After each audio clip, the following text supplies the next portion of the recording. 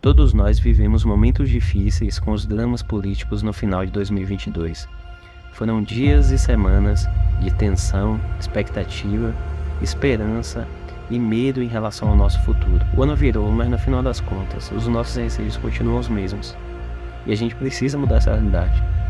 A gente precisa, de alguma forma, libertar a consciência individual dos brasileiros. É com essa visão, é com essa missão que nasce o nosso projeto Academia da Cultura. Na Academia da Cultura, nós reunimos análises de livros clássicos, reunimos cursos sobre grandes ideias, reunimos uma comunidade que está buscando as mesmas coisas e rejeita as mesmas coisas. E também nós temos lives mensais com temas para que você possa se aprofundar, possa discutir e tirar dúvidas.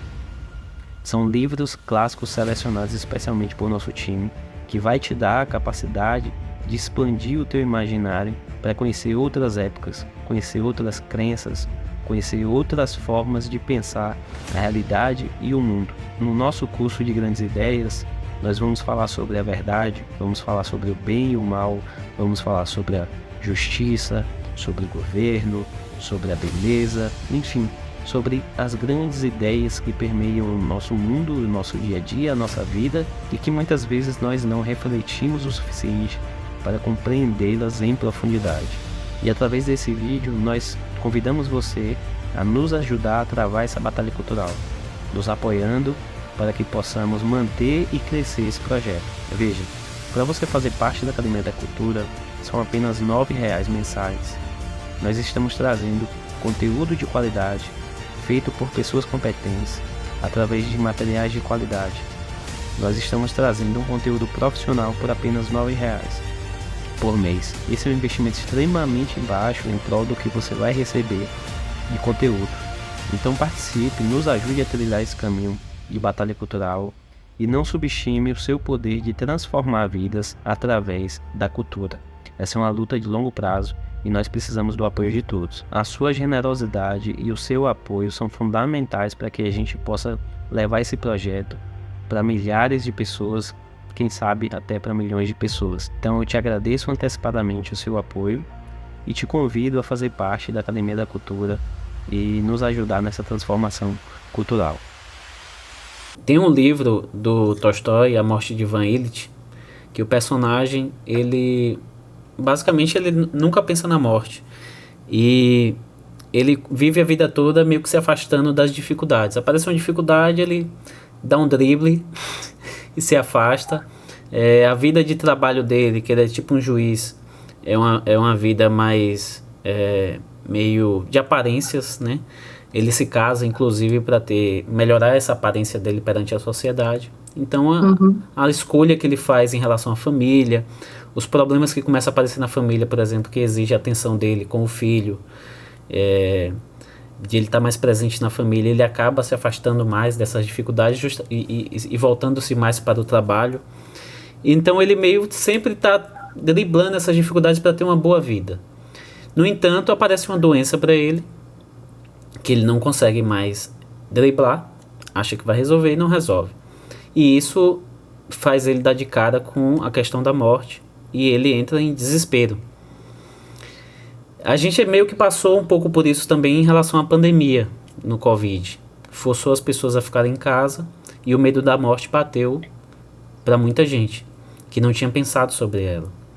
Eu queria te perguntar o seguinte: como é que esses dois diálogos, que a apologia na questão do julgamento de Sócrates e no Fédon, que narra ali os últimos instantes, os últimos momentos, como é que esses dois diálogos podem nos ajudar em relação à vida e em relação a pensar sobre a morte e a vida e como viver a vida, enfim.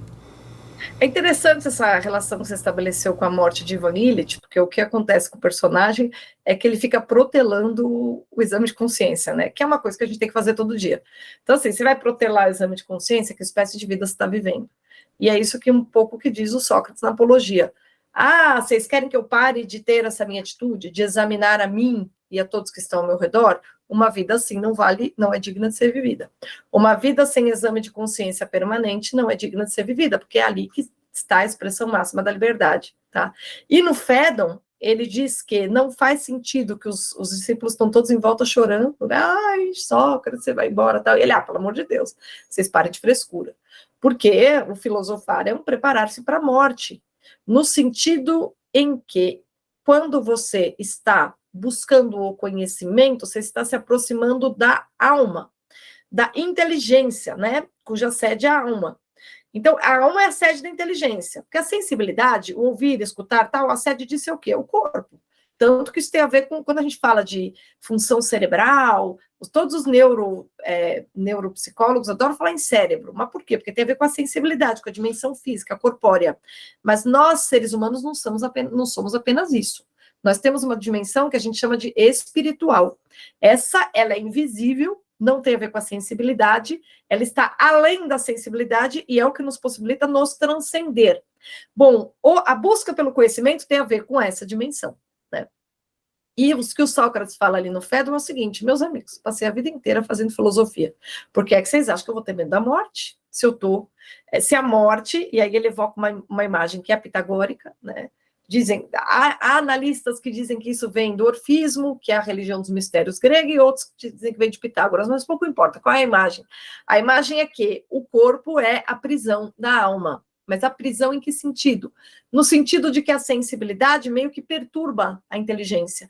A gente está tentando pensar, e a sensibilidade promove o tempo todo uma série de distrações na nossa reflexão. Então, a gente está meditando profundamente, a gente está quase entendendo ali uma verdade difícil, de repente a gente sente fome, a gente para, a gente interrompe. De repente a gente precisa ir no banheiro, aí o filho chama, porque teve um problema. Então, a dimensão do físico, a dimensão do cotidiano, a que nós estamos atrelados, porque nós somos feitos de corpo, elas, digamos assim, que limitam a nossa capacidade especulativa, né? Elas limitam. E aí o Sócrates está dizendo, pô, a minha vida inteira eu tentei ficar ali, me aproximando da alma tal, sendo limitado pelo corpo. Vocês acham que agora que minha alma vai se libertar do corpo, que ela vai voar feliz, eu estou achando ruim com isso? E ainda tem um complemento, ele ainda faz uma distinção que está na origem até do nosso imaginário cristão do paraíso e inferno. Ele faz uma diferenciação sobre o lugar para onde vão as almas dos que foram bons, dos virtuosos, e a alma onde vai parar, a alma para onde vai, a alma dos canalhas, né? E aí ele diz, bom, e eu tendo sido alguém que me preocupei com a excelência, certamente vou para o lugar bom. Então a minha alma vai se livrar das perturbações do corpo, para se concentrar naquilo que ela buscou a vida toda, que é a verdade, o conhecimento, e, além de tudo, vai para um lugar bom porque eu fui virtuoso. O Fédon é um diálogo em que o Platão associa ao sábio aquela caracterização como o homem mais justo possível, né? Ali no Fédon, a gente percebe que o sábio, o modelo de sábio, que foi Sócrates, é aquela figura do herói, ocupa o espaço de herói na mentalidade filosófica e platônica. Então, o Sócrates é realmente o herói ali de Platão. E o que tem, como é que pode nos ajudar essa visão, né, de Sócrates? Primeiro, você está com tanto medo da morte assim, mas como é que você tem vivido? Você não tem medo da maneira como você tem vivido? Eu acho que essa é uma pergunta que todos nós deveríamos nos fazer. Vocês têm medo de morrer? Tá bom, você tem medo de morrer, mas você não tem medo de encarar sua consciência vivendo como você tem vivido, amigo? Sério? Isso não te preocupa? Viver da maneira como você tem vivido? Né? Esse é um ponto importante para a gente se perguntar.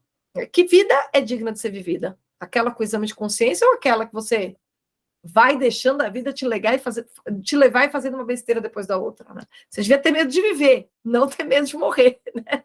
Nessas circunstâncias. Segundo ponto, que eu acho que esses diálogos podem nos ajudar, né? A questão do Fédon. Faz sentido em temer a morte se a alma é eterna? Se a alma cede da nossa essência, assim, centro da nossa personalidade, se a alma ela é eterna, se a gente tem a vida eterna na alma, por que a gente tem de ter medo da morte? E aí fica a pergunta, o que é alma?